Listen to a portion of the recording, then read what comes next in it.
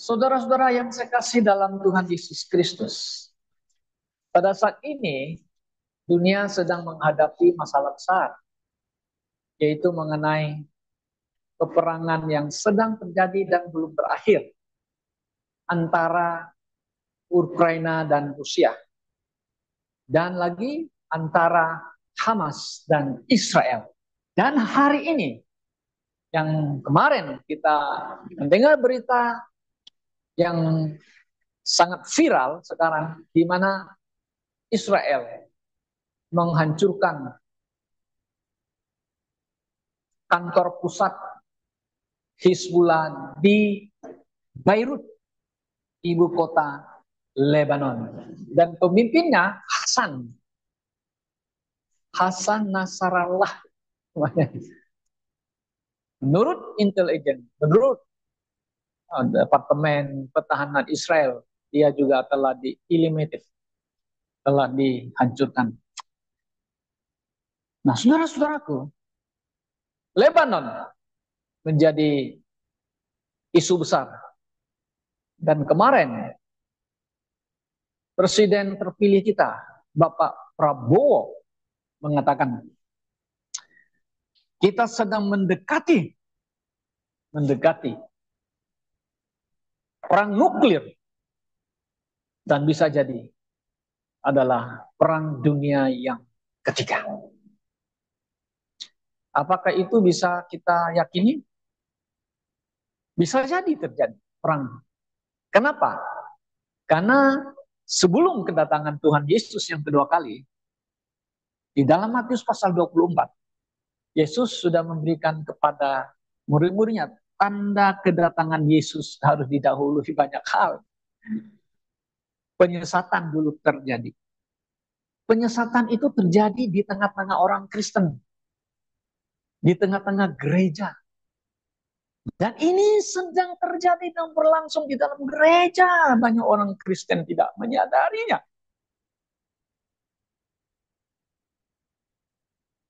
Serius, sangat serius. Anda bisa lihat gereja-gereja masa kini. Apakah itu gereja sejati, gereja Alkitabiah? Perlu dipertanyakan, ajaran apa yang mereka sampaikan, ajarkan kepada gereja, kepada jemaat. Yesus bukan juru selamat, yang juru selamat Allah. Yesus bukan satu-satunya juru selamat. Semua agama menuju kepada satu Tuhan universal. Wah, ini banyak orang Kristen tidak celek matanya. What happened? Apa yang sedang terjadi dalam Kristenan sekarang? Banyak anak-anak muda hanya enjoy di gereja, nyanyi-nyanyi, loncat sana, loncat sini, tumpang sana, tumpang sini. Coba saudara pikirkan, itu betul nggak gerejanya Tuhan? Benar nggak gerejanya Tuhan? Kan begitu.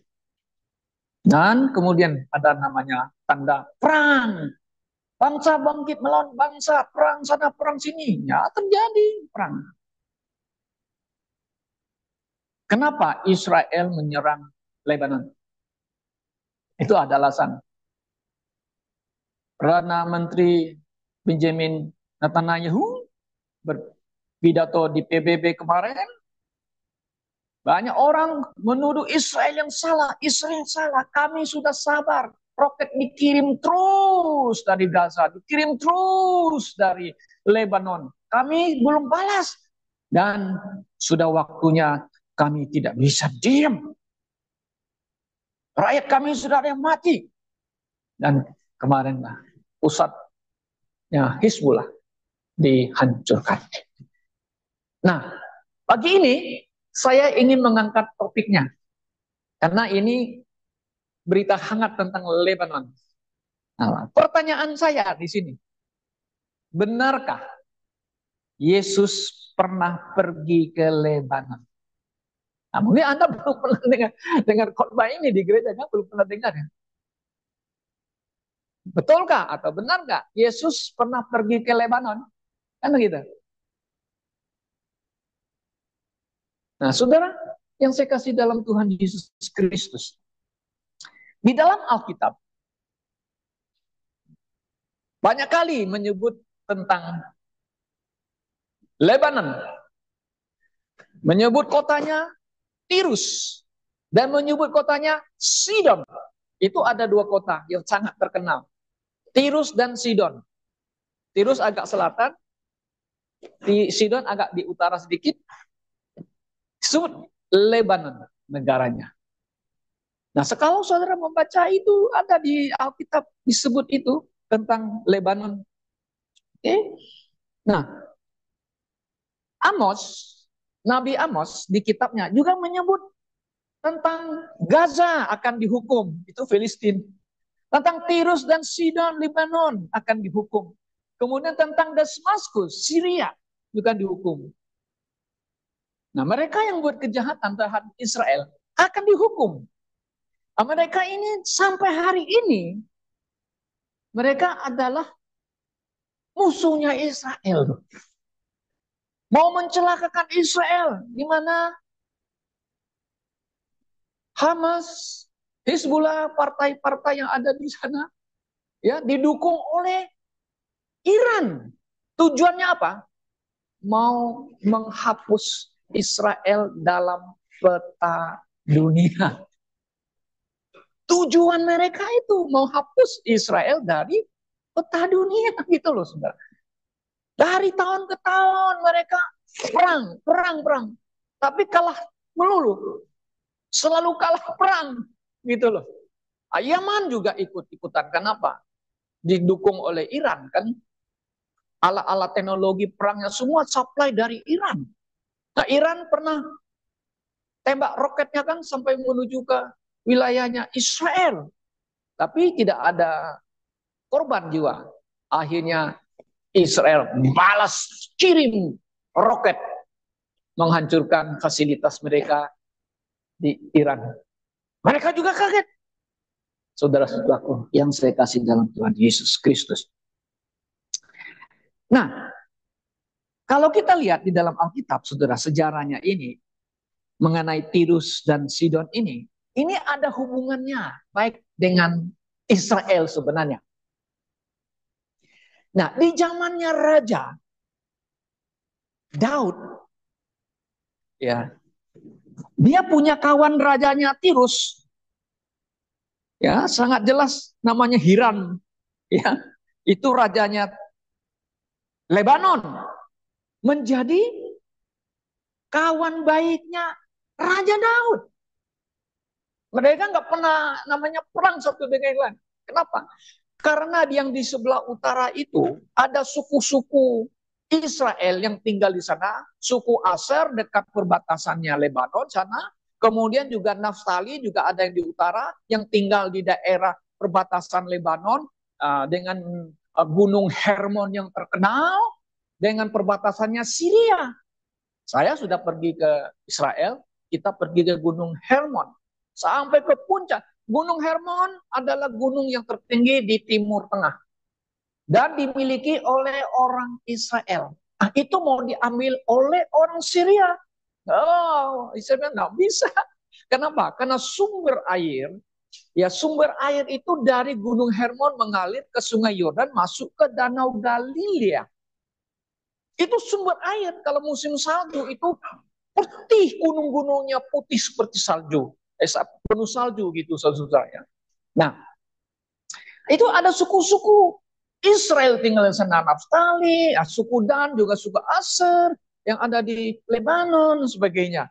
Dari zaman Daud, saudara bisa lihat ya di satu Raja-Raja pasal 5 ayat 1, 2 Samuel pasal 5 11 ya, disebut ada namanya raja, ya namanya Hiram, Raja Tirus, sahabat Raja Daud.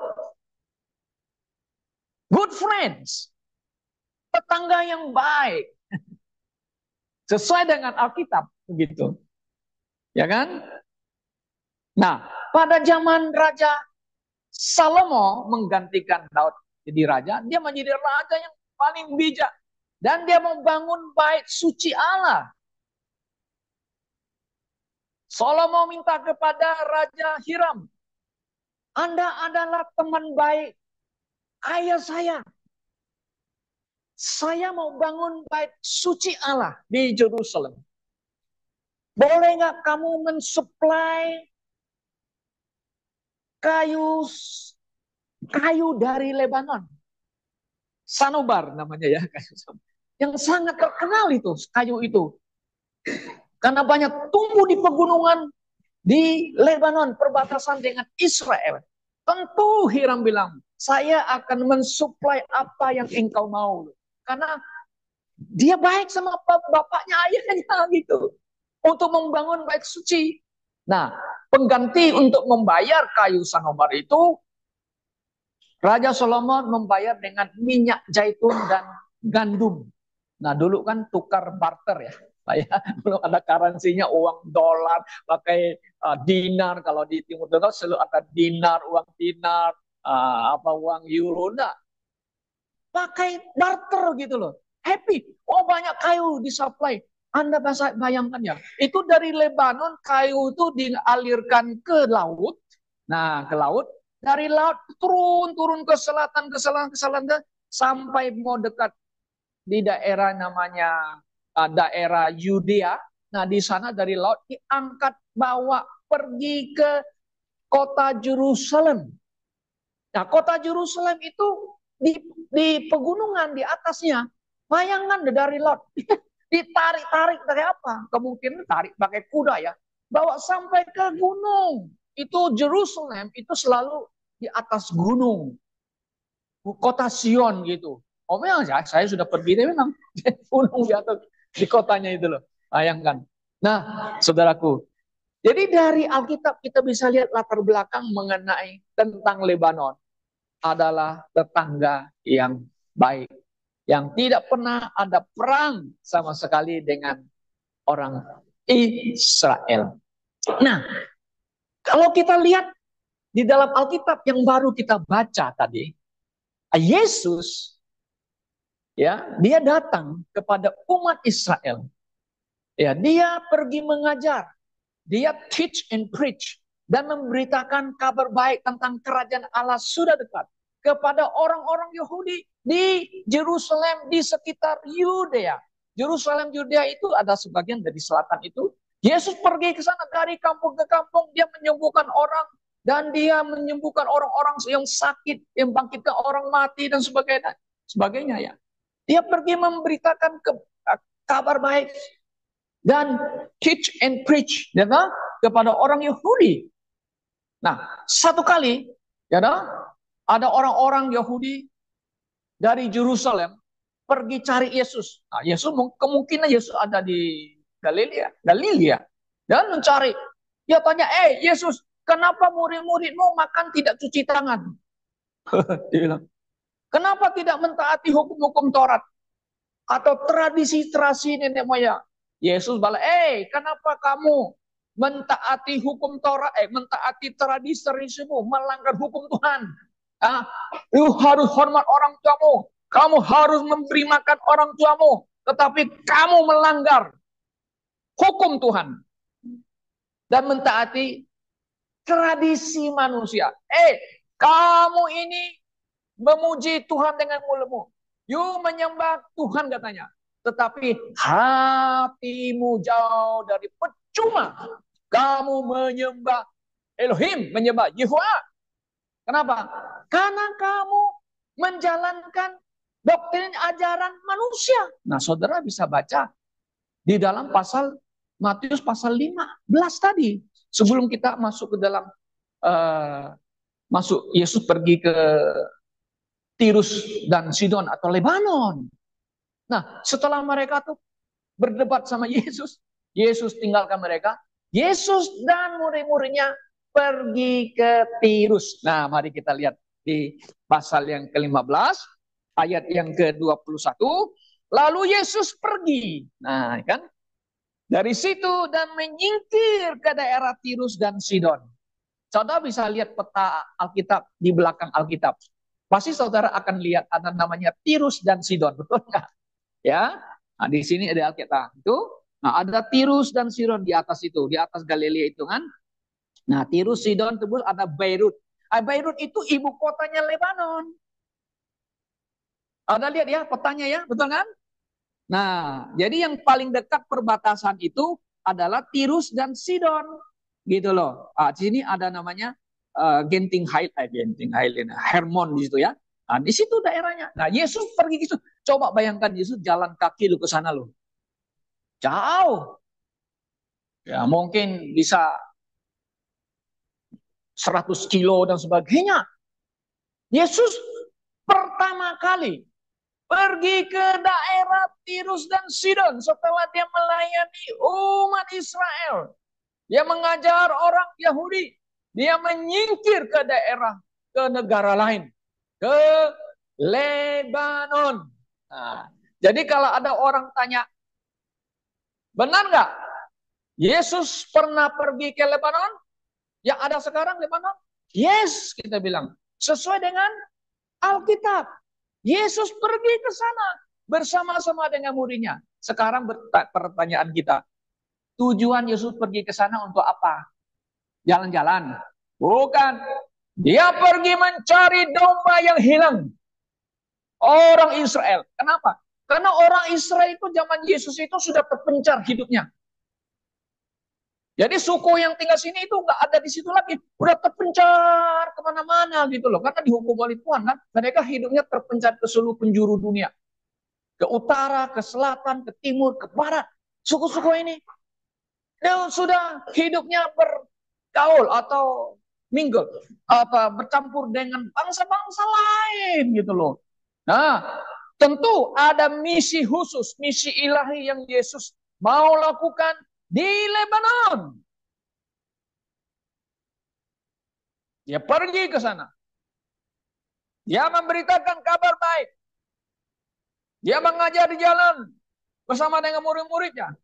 Nah, Alkitab mengatakan kepada kita, ayat 22 mengatakan, maka datanglah seorang perempuan Kanaan dari daerah itu dan bersuruh, kasihanilah aku ya Tuhan, anak Daud, karena anakku perempuan kerasukan setan dan sangat menderita. Saudara perhatikan, Matius menulis mengatakan perempuan Kanaan. Kalau kita kembali ke Markus pasal yang ke-7, nah kita harus cross check latar belakang perempuan ini. Markus pasal yang ke-7, ya saudara perhatikan. Lalu Yesus berangkat dari situ dan pergi ke daerah Tirus. Nah, Markus terjemahan TB Indonesia harus ada lagi Tirus dan Sidon. Nah, TB-nya kurang Sidon. Nah, harus buat catatan. Ya, di Alkitab Tirus dan Sidon. Ya. Nah, ini perempuan ini ya, wanita ini ya, kalau di ayat yang ke-26 kita mengatakan, Markus mengatakan perempuan itu seorang Yunani. Bangsa Syro Fenisia. Ia memohon kepada Yesus untuk mengusir setan itu dari anaknya. Nah, sekarang orang bilang, kan Alkitabmu salah kan? Salahnya di mana? Matius memakai Kanaan. Markus memakai apa? Syro Fenisia atau seorang Yunani. Dua-duanya benar. Kenapa? Karena zaman dulu itu Sidon, apa nama itu, di Lebanon itu ada daerah itu adalah bagiannya tanah Kanaan. Disebut tanah Kanaan yang Tuhan janjikan kepada siapa? Israel. Nah, karena terjadi perang antara negara satu lain, nah akhirnya Lebanon ini pernah dikuasai oleh Yunani, oleh Alexander the Great. Para kawin campur orang Yunani masuk Timur Tengah, masuk ke Palestina, kawin campur. Nah, kemudian dikuasai lagi oleh Romawi. Nah, di zaman Yesus, Timur Tengah, Palestina kita katakan tanah Israel di bawah Kaisar apa? Romawi. Saudara-saudaraku yang sekali. Tapi tidak ada salah. Alkitab begitu hebat mencatat segala sesuatu sangat akurat. Berarti ini ibu ini keturunan Yunani, yes. Dia tinggal di Kanaan. Dia zaman dulu Kanaan. Bahkan Alkitab Matius mengatakan seorang perempuan Kanaan. Kalau di Markus Sino-Fenisia, betul, saudara, di Yunani. Nah, jadi Yesus pergi ke sana, pergi ke Lebanon, saudara, untuk melakukan satu misi. Misi apa? Mencari domba Israel yang hilang. Tetapi, dia ada misi yang lain yang Anda tidak tahu dan saya tidak tahu dan murid-murid tidak tahu. Siapa? Dia tahu di sana ada seorang perempuan yang menderita karena anaknya, putrinya dirasuk oleh setan. Tuhan tahu nggak? Oh, Yesus tahu. Dia hanya tidak ceritanya kepada murid-muridnya kan? Betul nggak? Oh iya, maksudnya kenapa dia mau pergi ke Lebanon? Kan begitu. Betul nggak? Why? Kenapa mau masuk ke Lebanon? Kenapa gitu kan? Ya, memang dia beritakan kabar baik. Tuh, tidak ada salah. Yesus. Hah?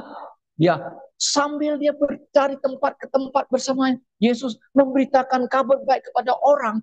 Nah, ibu ini mendengar Yesus ada di wilayahnya. Langsung segera dia pergi mencari Tuhan Yesus Kristus. Perempuan Kanan itu. Setelah dia tahu ada Yesus, kemudian apa yang terjadi, saudara-saudara? Ya, dia berteriak, berseru, Yesus, kan? Ya kan, betul kan saudara, perhatikan ya? Kasihanilah aku. Dia panggil kan, ya Tuhan. Gitu. Ya, panggil ya Tuhan kan? Anak Daud. Dia panggilannya kok bisa tahu ya? Yesus tuh anak Daud ya. Saudara, dari mana dia tahu? Apakah dia pernah sekolah teologi seperti saudara dan saya? Apakah dia punya kitab suci, hukum Taurat? Ya kan? Kok bisa tahu? Siapa yang kasih tahu?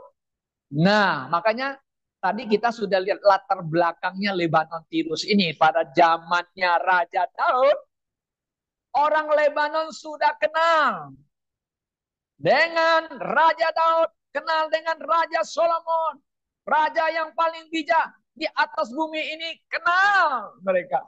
Latar belakangnya Daud kenal. Ya. Kenapa?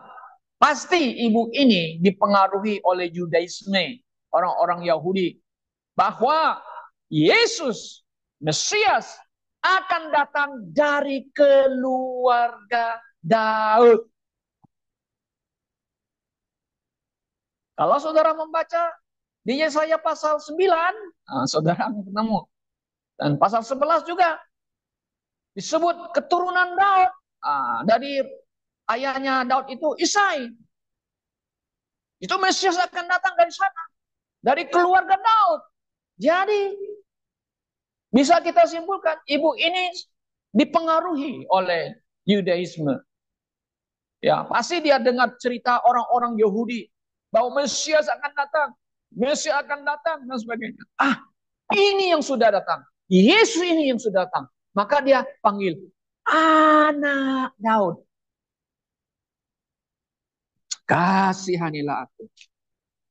Anakku perempuan kerasukan setan dan sangat menderita. Saudara bisa bayangkan gak seorang ibu kalau lihat anaknya sakit menderita ya?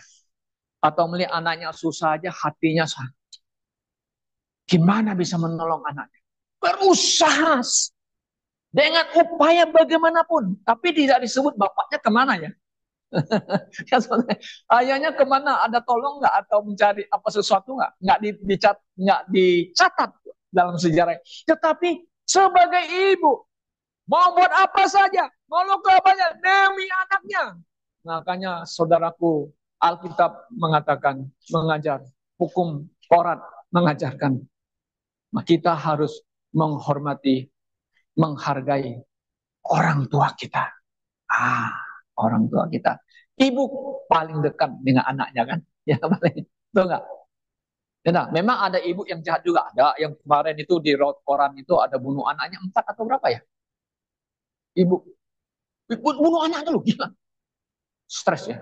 Ada juga bapak yang bunuh anaknya. Ada. Gitu. Tapi pada intinya yang kita tahu bahwa seorang ibu akan bela anaknya mati-matian. Akan berusaha menolong anaknya. Ini putri anaknya. Mungkin sudah bawa sanak ke sini kan, nggak bisa sembuh. Yesus datang. Oh, saya harus cari Yesus. Cari Yesus. Dia bersuruh-suruh minta tolong. Huh? Yesus jawab ya. Yesus nggak jawab. Wah, Yesus nggak jawab loh. Yuk berteriak-teriak. Yuk berdoa-doa. Doamu sudah berapa kali? Doamu sudah berapa kali doa? Anda doa Tuhan belum jawab kan? Begitu ya. Yesaya, bukan Yesaya. Nabi Elia berdoa supaya turun hujan. 7 kali dia berdoa di Bukit Karmel, di mana dia itu apa apa namanya itu mengadakan kompetisi dengan Baalnya Isabel. Nah, ini ada hubungannya dengan Isabel lagi.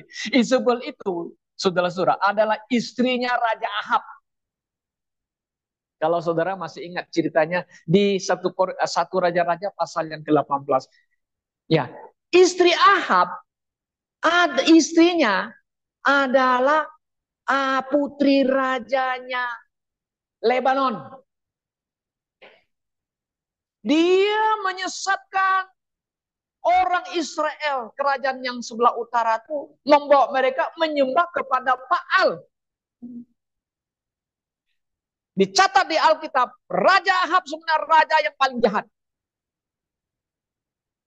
Menikah dengan seorang putri, anak raja dari Lebanon, menyesatkan umat Israel sehingga mereka menyembah Baal. Apa yang terjadi? Tuhan hukum. 3 tahun tidak ada hujan. Di sebelah utara Samaria itu, kerajaannya Ahab itu. 3 tahun tidak ada hujan. Maka Elia panggil, kembali kepada Yehova. Kembali kepada Tuhan yang benar. Bukan Tuhan yang universal. Bertanding di Gunung Karmel. Nabi-nabi palsunya panggil Tuhannya. Sambil goyang-goyang, sambil menang-menang. Menggunakan, kirim hujan. Kirim api bakarlah korban yang ada di mesbah itu. Sampai sudah setengah hari sambil pukul-pukul, nyanyi-nyanyi pakai musik lagi. Panggil Tuhannya pakai musik loh. Masih tidur. Elia bilang, Tuhanmu masih tidur.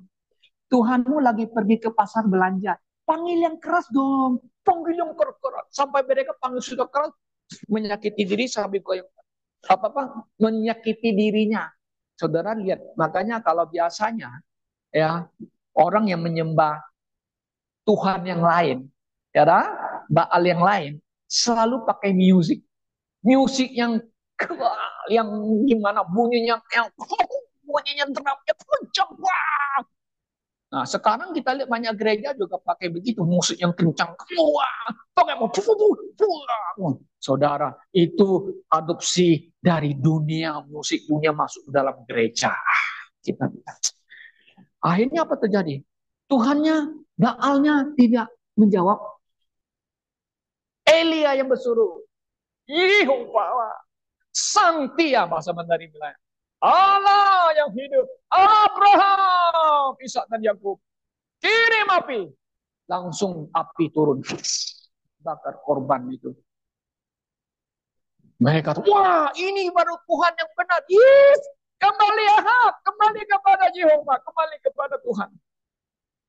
Kalah Nabal, nabi palsu dia kan, nabi Baal palsu, yang Isabel punya, semua dibunuh oleh Elia. Nah, dia bilang sama raja, sekarang yuk pulang. Tuhan pasti kirim hujan. Dia berdoa, sekali tidak dijawab, 2 kali tidak dijawab, 4 kali, 5 kali belum dijawab, 6 kali, dan yang ke-7 kali. 7 is the perfect number. Betul nggak? 7 angka yang paling bagus.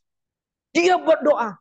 Dia bilang pembantunya, coba kamu lihat apa yang terjadi. Tuhan, dia panggil Tuhannya Elia. Saya lihat ada segempal awan seperti gempal tangan yang sedang ada di laut.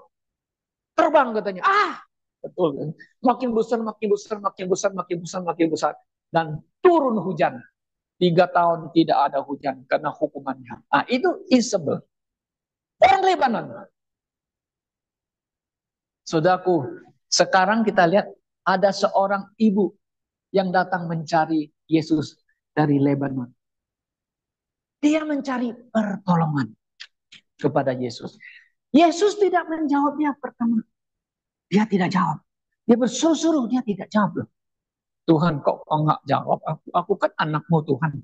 Aku kan anaknya raja. Masa Tuhan tidak jawab doaku? Hah? Kan biasa kita komplain ya. Ya, kita komplain terus kan. Saudaraku yang saya kasih dalam Tuhan, waktu saya sama semua kan mau pergi ke Amsterdam.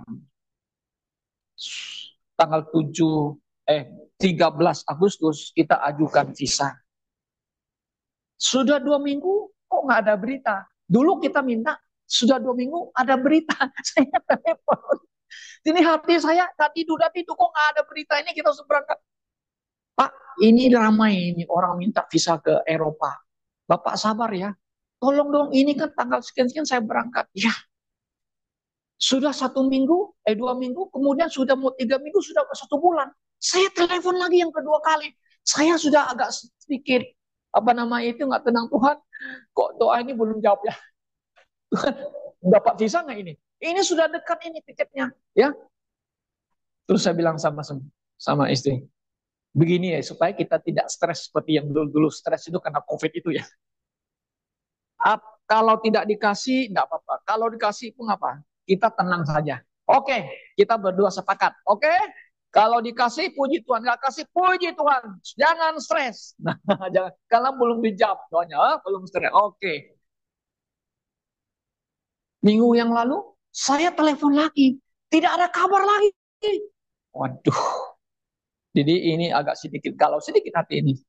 Saya bilang sama anakku, semisalnya minggu ini kalau tidak ada kabar, itu tiketnya bisa di reschedule nggak? Oke, anakku bilang, baik. Besoknya dia bilang, wah, besok tanggal sekian-sekian, ambil visa ya hari Senin. Aduh, hati saya. Nah, jadi begini, saudara. Kalau kita berdoa itu memang kalau belum dijawab ini sudah agak waktunya tenggang udah agak sudah dekat itu rasanya hati kita kan gimana ya, aduh gimana ini. Nah, tetapi setelah kita dengar sedikit lega, puji Tuhan, saya bilang haleluya. Kadang-kadang Tuhan juga mau tes kita, menguji iman ya, sampai di manakah kita bersandar kepada Tuhan, kan begitu. Nah, ibu ini tidak dijawab. Yes. Nah, kemudian murid-murid bilang, suruh dia pergi. Yesus, suruh dia ganggu kita, ganggu pelayanan kita. Pergi, suruh dia. Tapi Yesus tidak suruh muridnya mengusir dia. Nah, apa yang terjadi? Malahan dia maju terus. Dia datang dan sujud. Kneel down, bahasa Inggris. Kneel down. Coba saudara baca di ayat yang ke-22. Ya, suruhlah ia pergi. Ia mengikuti kita dengan berteriak-teriak. Kan ganggu pelayanan kita. Jawab Yesus, aku diutus hanya kepada domba-domba yang hilang dari umat Israel. Yesus menjawab kepada muridnya. Kan begitu. Ya, ibu itu dengar nggak? Dengar. Ayat 25. Tapi perempuan itu mendekat. She came and worship him. Worship. Menyembah Yesus sambil berkata, Tuhan, tolonglah aku. Anda bisa merasakan nggak? Yesus ada punya perasaan compassion, merciful nggak? Yes. Kalau orang datang kepada kamu, orang ini sudah betul-betul tak berdaya. Apakah ada compassion Anda? Ada merciful Anda kepada dia? Secara manusia pun kita bisa punya perasaan, belas kasihan. Betul kan? Yesus, dia menyembah Yesus. Dia bilang, Tuhan, tolonglah aku. Tolonglah aku. Lalu dijawab dengan kasar. Kalau bagi saya ini jawaban Yesus kasarnya gimana? Coba mari kita ayat 26. Tidak patut mengambil roti yang disediakan bagi anak-anak dan melemparkannya kepada anjing. Oh, bahasa kalau terjemahan ini ya a little dogs. King James itu dogs. Plural ya, betul ya? A little dogs. Anjing kecil-kecil. Tidak patut roti yang kasih anak itu. Masa dilemparkan ke anjing? Hah? Sakit hati nggak? Kalau dijawab begitu. Anda sakit hati kan? Kalau ada orang yang ngomong sama Anda, saya juga sakit hati loh. Kurang ajar ya. Yuk hina saya. Hah? Hah? Tapi ibu ini apa? Dia tahu keberadaan dirinya. Ah, ini hebat, kita belajar sama ibu ini. Ibu ini tidak ada sekolah teologi, tidak, bukan dokternya teologi, MTH, STH, nggak ada dokternya begitu, saudara-saudara. Ah, ini saya belajar dari ibu, luar biasa. Dan dia menjawab, 27 kata dia, benar Tuhan. Namun anjing-anjing kecil itu makan remah-remah yang jatuh dari meja Tuhan. Betul Tuhan. Aku anjing, betul Tuhan. Orang Yahudi melihat bangsa lain itu disebut anjing. Kasar. Gentile lagi bukan anjing. Dan apalagi ya, agama seberang kan, selalu mengatakan kitanya apa? Kafir, apa lagi? Dogs ya. Tapi you pelihara dogs. Ya, saudara ya. Aduh. Dog is a good friend katanya. Binatang yang paling setia kepada Tuhannya kan? Nah, benar. Benar. Benar Tuhan. Tapi anjing-anjing itu makan sisa remah yang jatuh dari Tuhan. Apa maksudnya ya? Apa arti kalimat ini, saudara? Pasti ada makna teologi, makna rohani dalam sekali dalam arti ini, saudara-saudara. Ya kan? Orang Yahudi, tahu saudara, menolak Yesus. Orang Yahudi tidak mau terima Tuhan Yesus yang datang membawakan damai sejahtera, yaitu kabar sukacita baik, berita yang baik kepada mereka. Mereka tolak, mereka buang. Dan yang terima itu siapa, tahu nggak saudara? Saudara dan saya. Terima kasih anugerah Allah melalui Yesus Kristus. Maka itulah Efesus pasal 2 ayat 8. Karena kasih karunia kamu diselamatkan melalui apa? Iman. Bukan karena kamu baik. Bukan karena kamu orang yang rohani tinggi. Bukan karena moral yang baik. Tidak. Tidak ada ataupun kita bisa selamat dengan perbuatan kita, saudara-saudaraku. Ini arti rohani yang sangat dalam loh. Orang Yahudi reject Jesus Christ. Reject the anugerah Allah. Hanya kasih kepada enggak mau. Pokoknya kami mau ikut yang Musa dan tradisi nenek moyang. Nggak mau, Yesus nggak mau. Yesus diterima oleh bangsa lain. Remah-remah roti itu yang dibuang itu. Yesus kan roti hidup, betul nggak? Yang telah turun dari surga. Mereka mau dikasih roti hidup, nggak mau. Tinggal dibuang aja. Anjing tuh makan. Kita, saudara dan saya, kita yang terima kasih anugerah. Thank you Lord for the salvation. Thank you. Kita harus terima kasih itu anugerah. Percaya sana anugerah Anda diselamatkan. Dan apa yang terjadi, saudara? Yesus berkata, satu kalimat yang luar biasa. Ayat yang keberapa? Coba saudara baca. 28. Maka Yesus menjawab dan berkata kepadanya, "Hai ibu, besar imanmu. Great is your faith. Maka jadilah kepadamu seperti yang kau kehendaki, dan seketika itu juga anaknya sembuh." Oh, Tuhan, haleluya. Luar biasa. Saudara tahu nggak, selama pelayanan Tuhan Yesus di umatnya di Israel, Yesus hanya bertemu 2 orang yang punya iman yang besar. Tapi bukan orang Yahudi, bukan orang Israel. Yang pertama itu centurions, tentara Yunani itu. Yang datang kepada Yesus, "Yesus, tolong selamatkan hambaku sakit. Dia menderita. Yesus bilang, aku akan pergi. Tapi jangan pergi, aku tidak layak menerima Tuhan di rumahku. Katakan saja, sebutkan saja. Pasti hambaku itu akan sembuh. Saya ini adalah kepala tentara itu. Di bawahan saya. Kalau di bawah saya, lu pergi, dia pergi. Yuk ke sini, ke sini. Yesus bingung. Yesus bilang, hah? Saya belum pernah melihat iman di Israel. Tidak dan tidak pernah. Iman sebesar seperti centurion ini. Tentara. Nah, ini yang kedua. Ilmu ini. Bangsa lain. Iman yang besar. Dia tidak pernah menemukan iman besar di Israel. Orang Yahudi. Orang Israel. Tidak pernah. Saudaraku yang saya kasih dalam Tuhan Yesus. Yesus pergi ke Lebanon. Bukan perang. Yesus pergi memberitakan kabar baik sukacita. Saudaraku, gereja kita, orang Kristen, kita harus memberitakan kabar baik sukacita ini. Karena kedatangan Yesus semakin dekat. Kita bisa pakai medsos apa saja. Saya dapat berita kabar baik kepada mereka. Kalau tidak percaya Yesus, maka akan binasa. Puji Tuhan, saudaraku. Ibu ini kita banyak belajar. Kita harus persisten. Terus hanya berpengharapan kepada Tuhan Yesus saja. Mungkin Pak, ada doa-doa saudara belum dijawab. Ya, kita doa terus. Doa, nggak apa-apa. Yes. Elia aja 7 kali doa. Turun hujan.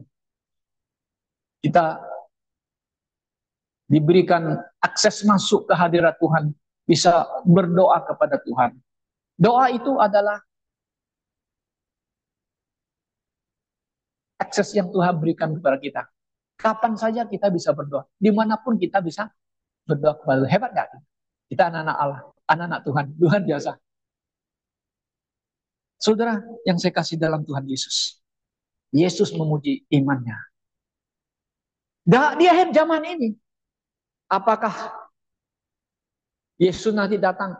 Adakah iman yang didapat di atas bumi ini? Kalau Yesus datang. Sekarang kita lihat iman Kristen sudah kabur, kacau-kacau. Di dalam gereja. Semua pun sebut Yesus, Yesus. Mengusir setan. Ya, buat mujizat pakai nama Yesus. Tapi Matius pasal 7 mengatakan nabi palsu muncul. Ya Yesus ngomong sini kan. Akan muncul nabi-nabi palsu. Dia bisa apa? Bisa bikin mujizat loh. Dia bisa mengusir setan loh. Pakai nama Yesus. Tetapi akhirnya Yesus nggak mengenal mereka loh. Why? Kenapa ya? Karena mereka tidak melakukan kehendak Bapakku yang di surga. Ya kan? Ya enggak? Catut nama Yesus. Yesus tidak pernah memberikan mereka itu namanya kuasa karunia melakukan mujizat. Nggak ada. Mereka klaim sendiri sepihak. Hah? Ya klaim sepihak. Siapa yang melakukan itu? Di belakangmu siapa? Bukan Roh Kudus. Bukan Roh Kudus yang kirim oleh Bapa melalui nama Yesus. Bukan Yesus yang sebenarnya. Belakangmu. Tumbang si, tumbang si. No. Bukan berarti kita nggak percaya mujizat. Saya percaya, saya mengalami mujizat ya. Nah, hampir 3 kali. Demam berdarah, saya kritis, dokter bilang ini mati nih. Bilang sama semua, pasti mati. Tapi bisa hidup lagi. Ya, nah? Kemudian saraf kejepit, nggak bisa jalan. Harus, waduh ini bisa sembuh nggak? Kalau nggak sembuh ini harus dioperasi nih. Uang nggak ada. Kita nggak punya uang banyak. Kalau sekali operasi itu bisa ratusan juta. Nggak ada uang. Berenang sampai sembuh, puji Tuhan. Kena COVID, berdua. Setiap hari lihat orang mati. Giliran saya nanti bisa mati kan. Tapi saya hanya berdoa, Tuhan, saya mau sembuh ulang. Tuhan beri kekuatan. Beri kekuatan. Akhirnya sembuh juga. Semua juga sembuh. Ya, saudaraku yang saya kasih dalam Tuhan Yesus. Iman yang benar, fokusnya hanya kepada Tuhan Yesus yang di Alkitab, bukan Yesus yang lain.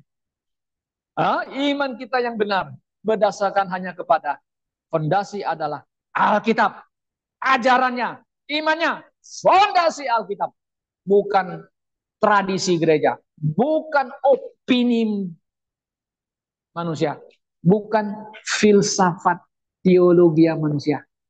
Nah, saya harus pakai filsafat teologi ya. Kan ada sekarang banyak filsafat, ini disebut teologi lagi kan. Ini kita punya dasar Alkitab, firman Tuhan. Kiranya Tuhan menolong saudara saya. Mari kita di zaman. Terus kita berjuang untuk iman yang benar. Memberitakan kebenaran Yesus Kristus supaya orang boleh diselamatkan. Kiranya Tuhan memberkati saudara dan saya. Amin.